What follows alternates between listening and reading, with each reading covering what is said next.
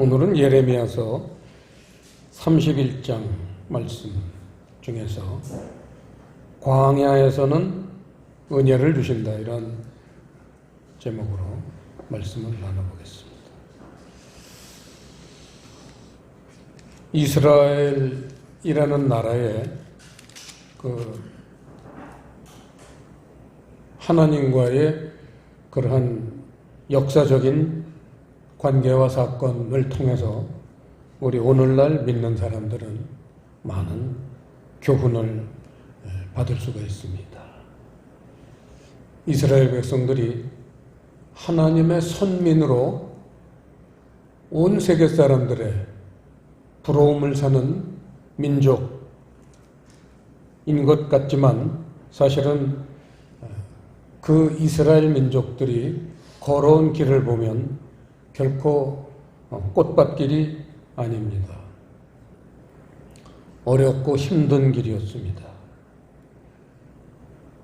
어떻게 하나님이 함께 하시려고 택한 나라인데 이렇게 힘들고 어렵게 살고 있는가? 이 부분은 오늘날 믿음 생활을 하는 우리에게도 동일한 질문이 되고 의문이 될 겁니다.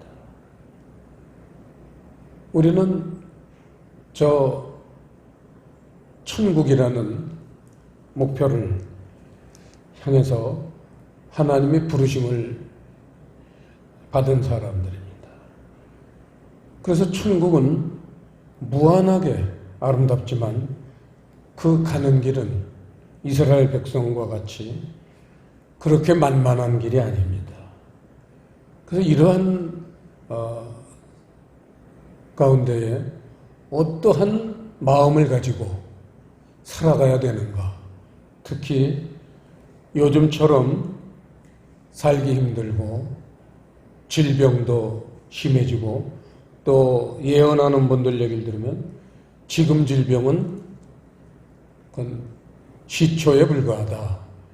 더 큰 질병이 엄청나게 우리를 기다리고 있다. 이러한 참 두려움이 엄습할 수밖에 없는 이러한 속에서 우리가 지금 살고 있는데 우리는 뭘 의지하고 살아가야 할 것인가? 이게 오늘 우리가 스스로에게 던질 화두입니다. 이러한 불확실한 삶 속에서 오늘 우리에게 말씀을 주시는 아주 메시지가 광야는 결코 꽃길이 아니죠. 가시밭길입니다.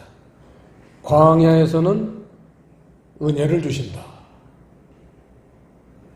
이 놀라운 메시지입니다. 이거를 신약에 들어오면은 사도 바울이 요약을 했습니다. 고린도 후서 6장 말씀을 보시겠습니다.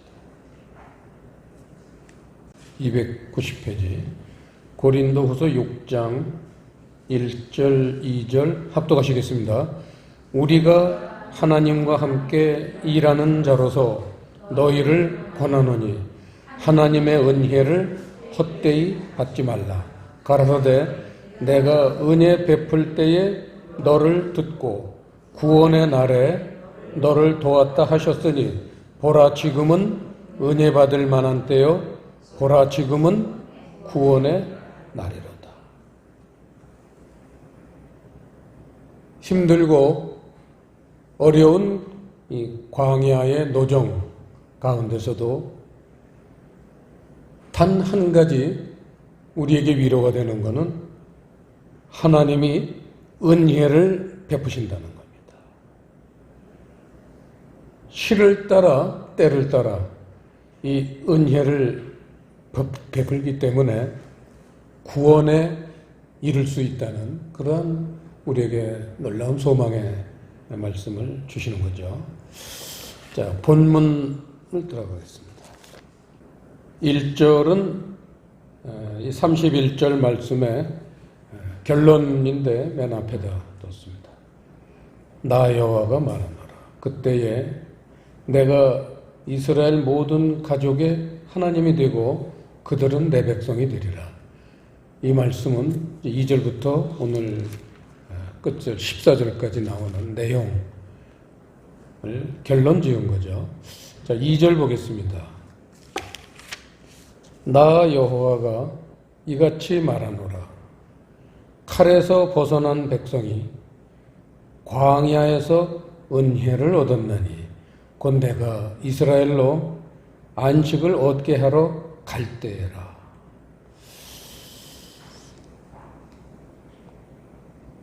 칼에서 벗어난 백성이라는 것은 애굽의 폭정에서 하나님이 해방시켜 주셔가지고 이제 광야 길로 들어서게 된 그것을 말씀하시는 거죠. 근데 이 광야라는 것은 솥단지가 있습니까? 뭐 쌀한 털이 있습니까? 이런 건데 은혜로 그 40년간을 죽지 않게 하신 겁니다.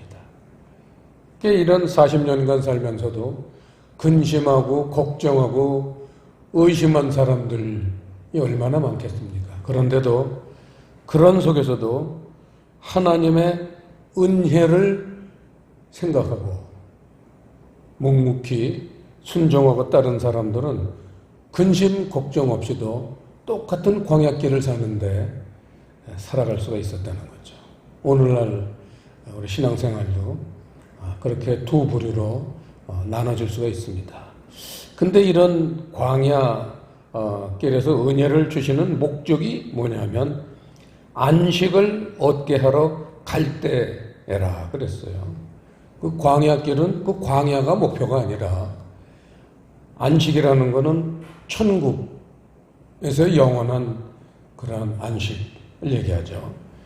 천국을 가게 하기 위해서는 우리들의 마음이 저 애굽에 있을 때의 마음가짐 갖고는 천국에 갈 수가 없다는 겁니다.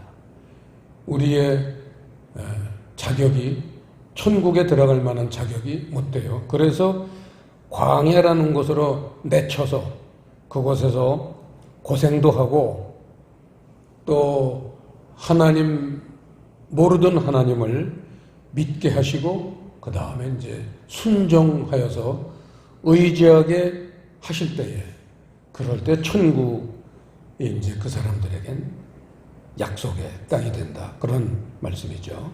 3절 보시면요. 나 여호와가 옛적에 이스라엘에게 나타나 이르기를 내가 무궁한 사랑으로 너를 사랑하는 고로 인자함으로 너를 인도하였다 하였노라. 그래서 그런 광야 생활에서는 하나님이 가장 중요한 게 뭔지 스스로 잘 아시니까 여기서 말씀하셨죠. 그런 힘든 광야 생활에서는 무궁한 사랑으로 우리를 사랑하셔야 된다는 걸 알고 계신다는 거죠. 이 무궁한이라는 우리가 잘 쓰지 않는 고전적인 언어를 썼는데 올람이라는 단어입니다. 올람이라는 단어는 영원한 이라는 뜻입니다. 영원한 사랑으로 우리를 사랑하시면서 그 광야길, 힘든 길을 인도하시고 계신다는 겁니다. 그러니까 그걸 깨닫지 못하고 깨어있지 못한 사람들은 힘들죠. 나 혼자 이 힘든 광야길 걷자니 죽을 맛인 거죠. 그런데 깨어있는 사람은 영원한 사랑으로 우리를 사랑하시면서 그 인자하신 하나님이 함께 우리를 붙들고 인도하신다는 겁니다. 그거를 아는 게 이제 크리스찬이죠. 신앙인이죠. 4절 처녀 이스라엘아. 처녀라는 거 이제 신부가 될 그런 입장의 여자이죠. 교회죠. 신부가 될 교회 이스라엘아.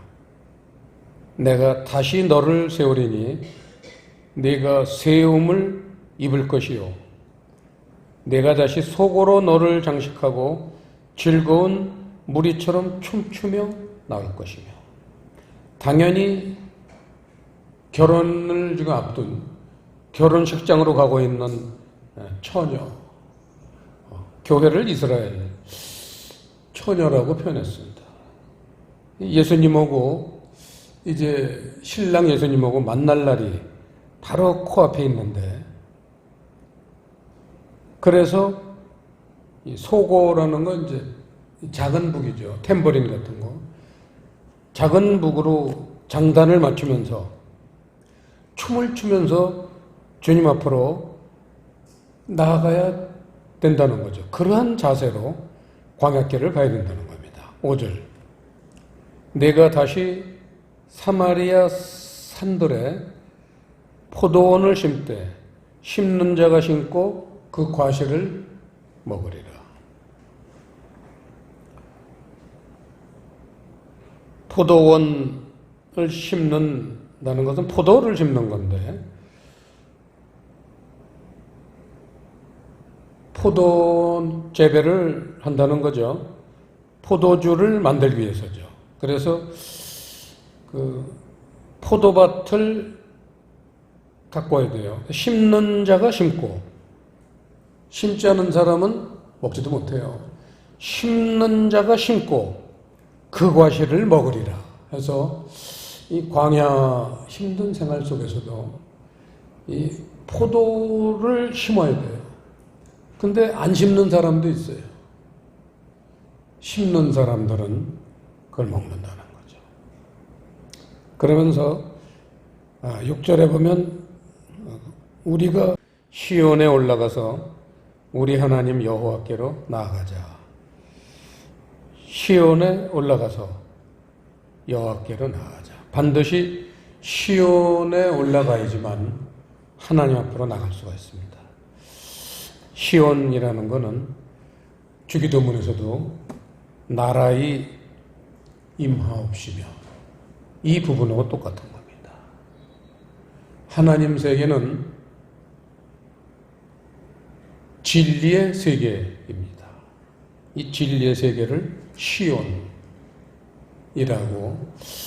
하나님은 그렇게 표현을 하시는데, 지금도 이스라엘 백성들은 2000년 전이나 지금이나 이 시온을 장소로 생각합니다. 그 예루살렘 성전이 있는 그곳에 시온산이 있거든요. 그래서 시온이라고 그러면 예루살렘이라는 장소로만 생각합니다. 그래서 죽자 살자 예루살렘을 뺏으려고, 지금도 그렇잖아요. 팔레스타인 사람들한테 예루살렘을 어떻게든지 뺏으려고 매일 총을 쏘고 대포를 쏘고, 지금도 2000년 내내 전쟁을 하고 있습니다. 예루살렘 뺏었다고 하나님 나라가 임합니까? 천국이 눈앞에 있습니까? 아주 어리석은 이스라엘 백성들이죠. 그런데 마지막 때에는 하나님이 시온이 뭔지를 그 이스라엘 백성들에게 알려주시겠다는 겁니다. 7절, 나 여호와가 이같이 말하노라. 너희는 야곱을 위하여 기뻐 노래하며 만국의 머리된 자를 위하여 외쳐 전파하며 찬양하며 이르기를 여호와여 주의 백성 이스라엘의 남은 자를 구원하소서 하라. 이 7절 말씀에서는요, 그 나오는 그 사람들 순서를 잘 보셔야 됩니다. 처음에는 야곱이 등장합니다. 우리가 잘 알지만 야곱이라는 사람은 하나님하고 별 관계가 없는 깊은 관계를 맺지 못하고 그저 내 그 좀 똑똑한 머리, 그 머리를 활용해서 사람들보다 내가 우월하다 생각하고 사람들을 우습게 보고 사람들을 속이고 자기 아버지도 속이고 형도 속이고 나중에는 자기 외삼촌도 속이고 잠깐 만나는 사람마다 다 사기를 치고 속이는 그런 인생을 산 사람이 야곱입니다. 그런데 하나님은 이 야곱을 구원하시겠다고 약속을 하셨기 때문에 결국은 야복강 나루터까지 이끌어다가 거기다 놔서 천사하고 말씀 씨름을 하게 해서 거기에서 그 예수님이죠. 이 땅에 오시기 전에 예수님인데 예수님하고 말씀 씨름을 했다는 건 말씀 공부를 했다는 거죠. 거기서 예수님이 말씀을 통해서 야곱이라는 사람을 이스라엘이라는 사람으로 신분의 변화를 가져오게 하십니다. 이스라엘이라는 거는요, 하나님의 백성, 하나님의 군대 이런 뜻이에요. 그래서 야곱은 하나님의 백성이 아니었어요. 자기 잘난 놈이에요. 오늘날도 우리가 교회에 보면 이 야곱 같은 사람들이 상당히 많을 거고 이스라엘로 변화된 사람은 그렇게 많이 눈에 띄지 않습니다. 어제도 저녁을 먹으면서 얘기를 했지만 저는 오랜 동안 신앙생활하면서 예수 믿고 변화된 사람을 별로 본 적이 많지 않습니다. 이건 굉장히 중요한 말씀입니다. 교회 다니는 사람들, 그리스도인이라고 하는 사람들 대부분이 야곱이라는 존재를 그냥 사는 거예요. 그런데 하나님은 큰 계획이 있으세요. 이 야곱을 이스라엘, 하나님의 백성으로 만드시려는 큰 꿈이 있으십니다. 그래서 야곱을 위하여 기뻐 노래하며 그 덜 떨어지고 저 잘난 못에 사는 그 인간을 하나님은 절대 깔보지 않고 오늘날 교회 다니는 사람, 대부분의 사람들이 야곱의 신분인데 하나님은 기뻐하신다는 거예요. 왜? 이스라엘로 변화시킬 꿈이 있으시기 때문에 기뻐하신다는 겁니다.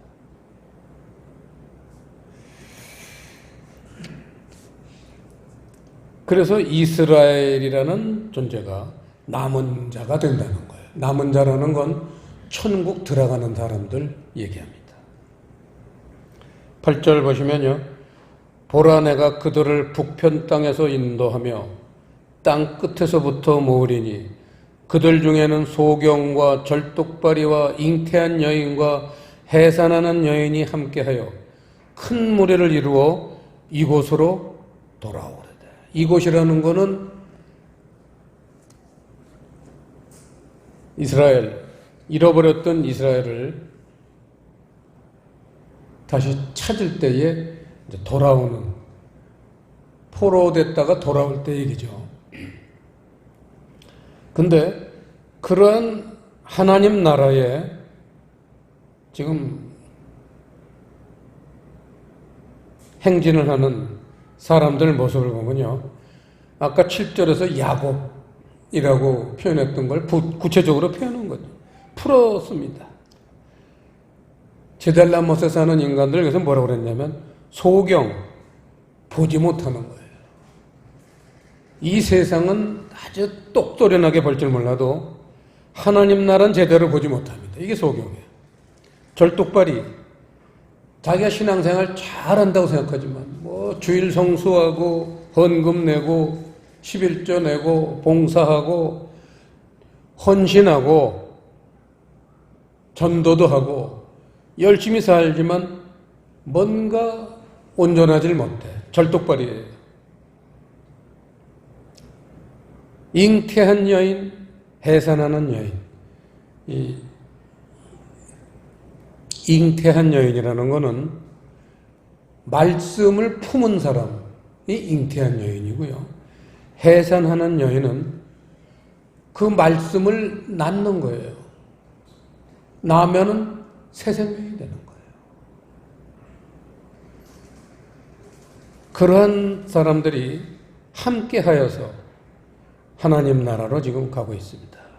9절 울며 올 것이며 그렇게 행진하면서 자기들 신세, 자기들의 팔자, 자기들의 입장들을 생각하면 감동받지 않을 수 없습니다. 쌀 한 톨 가지고 출발한 게 아닌데 그 광야 40년 동안 배고프지 않았고 옷이 헤어지지 않았고 그래서 가나안 땅으로 들어갈 수 있잖아요. 그 얼마나 감격입니까? 오늘날도 울며 교회 생활을 하는 사람들이 있는가 하면 울지 않는 사람들도 많을 것입니다. 그들이 나의 인도함을 입고 간구할 때에 내가 그들로 넘어지지 아니하고 하숫가의 바른 길로 행하게 하리라. 하나님이 인도하시되 넘어지지 않게 붙들어 주시고 바른 길로 가게 늘 인도하신다는 겁니다. 우리가 모르죠. 하나님의 손이 보이질 않으니까요. 하지만 우리가 이렇게 신앙생활하는 것도 사실은 그러한 하나님의 보이지 않는 은혜가 임하기 때문에 신앙생활을 할 수 있다는 겁니다. 10절 열방이여 너희는 나 여호와의 말을 듣고 열방이라는 거는요. 처음에는 그렇게 하나님을 제대로 믿지 못했잖아요. 그게 열방이에요. 세상도 좋아하고 교회도 다녀야 되고 오락가락하는 사람들 이런 걸 열방 또는 이방인 이렇게 표현합니다. 열방이여 너희는 나 여호와의 말을 듣고 먼 섬에 전파하여 이르기를 이스라엘을 흩으신 자가 열방은 하나님이 흩어버릴 수밖에 없어요. 왜냐하면 두 마음을 품었기 때문에 세상도 품고 하나님도 품은 사람이 있습니까? 이런 사람들은요 하나님이 반드시 흩어버려요. 흩으신 자가 그를 모으시고 근데 흩으시는 게 목적이 아니에요. 하나님은 혼줄도 내셨다가 다시 하나님 품으로 불러주시는 게 목표죠. 그래서 흩으신 자가 그를 모으시고 그 목자가 그 양무리에게 행한같이 그를 지키시려고다. 그래서 그렇게 혼줄을 내신다면 그 다시 불러서 품에 품으시곤 지켜주신다는 거예요. 이게 하나님의 은혜라는 겁니다. 11절 여호와께서 야곱을 속량하시되 그들보다 강한 자의 손에서 구속하셨으니 그렇게 흩으실 때 그 두 마음을 품을 때 그 사람들 마음엔 누가 있었느냐? 강한 자를 의지했었어요. 세상을 다스리는 자. 이 세상을 의지했었다는 거예요. 12절 그들이 와서 시온의 높은 곳에서 찬송하며 여호와의 은사 곧 곡식과 새 포도주와 기름과 어린 양의 때와 소의 때에 모일 것이라. 시온 하나님의 나라입니다. 하나님의 나라는 진리로 이루어져 있습니다. 진실한 것들로 이루어져 있습니다. 그런 진실한 하나님의 나라에서 찬송을 하면서 새 포도주와 기름과 그렇게 나갑니다. 곡식과 새 포도주와 기름. 새 포도주와 기름이 이제 곡식이죠. 양식인데 우리 하나님 나라에 들어갈 때까지 사람들은 살면서 죽지 않으려고 양식을 먹습니다. 하나님 나라를 들어갈 사람들은 하나님 나라의 양식을 먹어야지만 영적으로 살아서 천국에까지 갈 수 있습니다. 그러한 영적인 양식이 포도주와 기름이라는 겁니다. 포도주는 진리의 말씀이고 기름은 성령님의 운행하심입니다. 그래서 우리는 진리의 말씀을 잘 깨닫고 순종하면서 성령님이 나를 인도하시기를 기대하면 그러면은 천국까지 들어가는데 아무 문제가 없습니다. 그러한 상태를 그 심령은 그 마음은 물된 동산 같다 그렇게 말씀하시는 겁니다. 다시는 근심이 없으리로다. 신앙생활 하면서요 근심이 있으면 안 돼요. 저도 최근 한 5개월 동안 보통 사람들이 근심할 정도의 크기가 아닌 엄청난 큰 그런 걱정거리가 5개월 전부터 저한테 물밀듯이 어느 날 갑자기 다가왔습니다. 그러나 그 다가온 날 제가 주님 앞에 기도를 했어요. 이건 제가 감당할 수 없는 것 같습니다. 이걸 어떡할까요? 그랬더니요, 뭐라 그러셨느냐.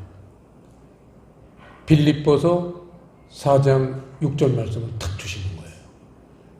아무것도 염려하지 말아라. 그래서 저는 이 시간까지요, 5개월 동안 제가 염려 안 했어요. 근심 안 했어요. 이거는 하나님이 하나님의 일을 이루시기 위해서 이런 엄청난 사건을 내 앞에 놓으셨는데 이거는 하나님이 제거하실 거지 결코 내가 근심했다고 이게 없어질 게 아니구나. 그날부터 저는 마음 놓았어요. 아무것도 염려하지 말고 모든 일에 너희 구할 것을 감사함으로 하나님께 구하라. 그리하면 모든 지각에 뛰어나신 하나님의 평강이라는 건 영어로 말할까요? 피스입니다. 피스. 평안함. 하나님의 평안함이 그리스도 예수 안에서 너희 마음과 생각과 마음을 지키시리라. 네 생각과 마음 속에 근심이 있을 수가 없어. 왜? 내가 너에게 피스를 주실 것이다. 내가 너에게 평안을 줄 거다. 그 평화가 지금도 제 안에 있습니다. 저는 그 평화를 가지고 견디고 있습니다. 행복합니다. 어떤 것도 이 평화를 뺏을 자가 없어요. 그래서 저는 지금도 행복하게 살고 있고 결국은 하나님이 이 앞에 있는 큰 산을 치워주실 거로 좀 확신하고 살고 있습니다.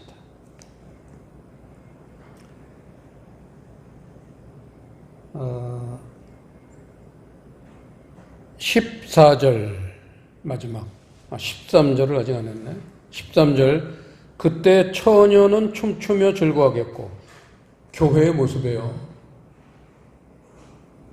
그렇게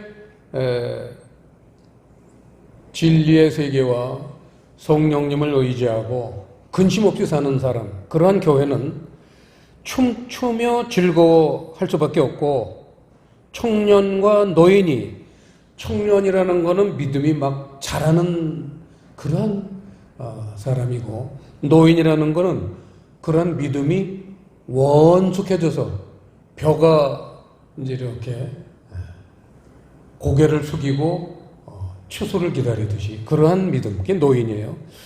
그래서 그런 믿음이 한창 자라는 사람과 믿음이 성숙해진 그런 사람들이 함께 믿음이 좋다고, 내가 믿음이 세다고 까불지 말고 함께 즐거워하리니 내가 그들의 슬픔을 돌이켜 즐겁게 하며 그들을 위로하여 근심한 후에 기쁨을 얻게 할 것이다.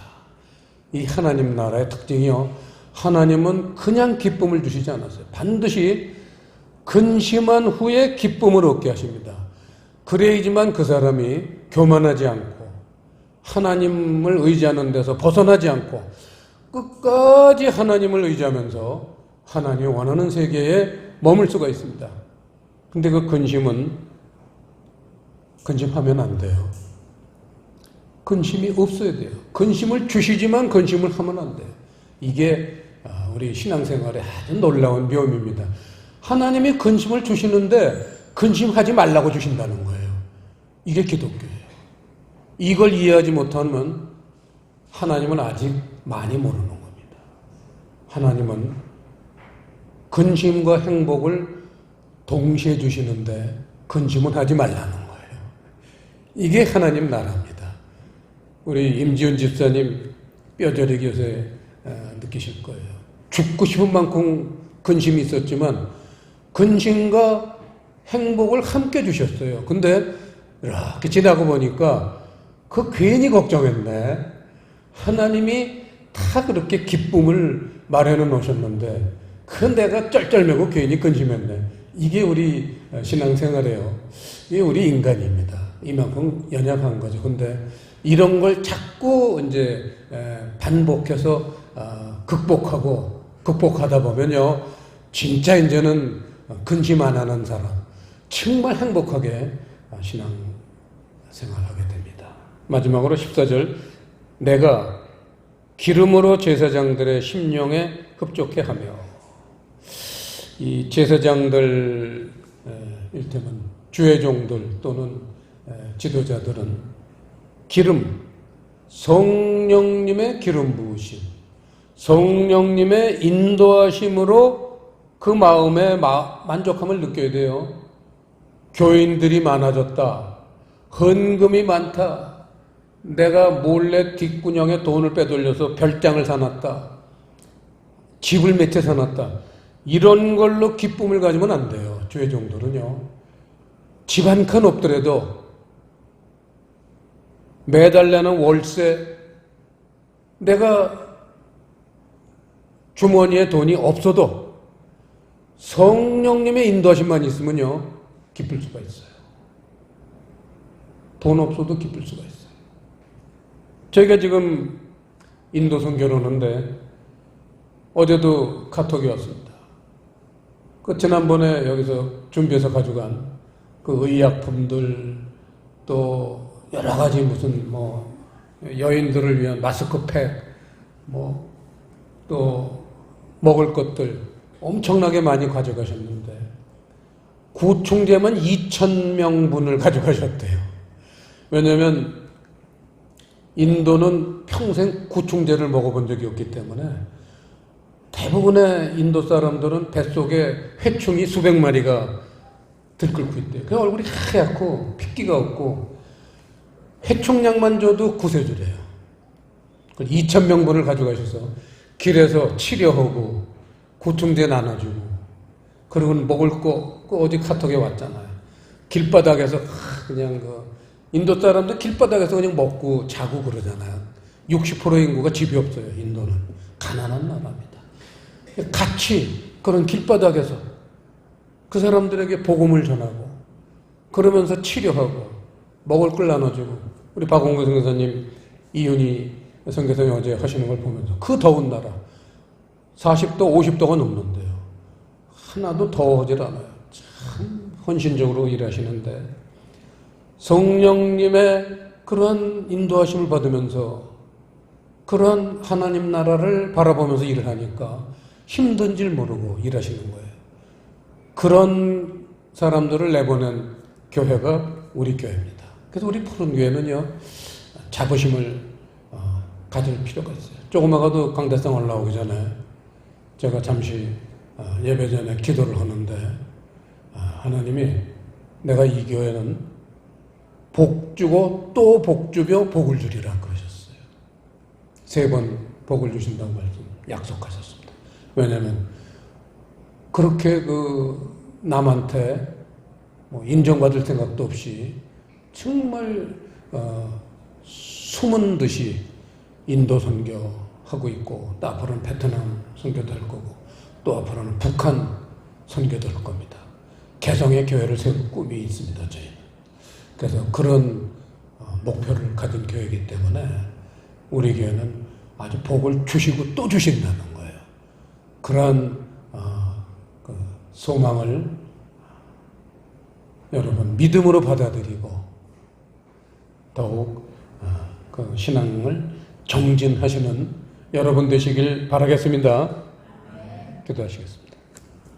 아버지 하나님, 오늘 예레미야서 말씀처럼 저희가 들떨어지고 야곱 같은 인생으로 신앙생활을 출발했지만 주님의 놀라우신 예비하신 은혜를 부어주셔서 이스라엘처럼 변화되어서 하나님이 기뻐하시는 모습으로 힘있게 살아가는 우리 하나님의 백성들이 되도록 인도하시고 축복하시고 복을 내려 주시옵소서.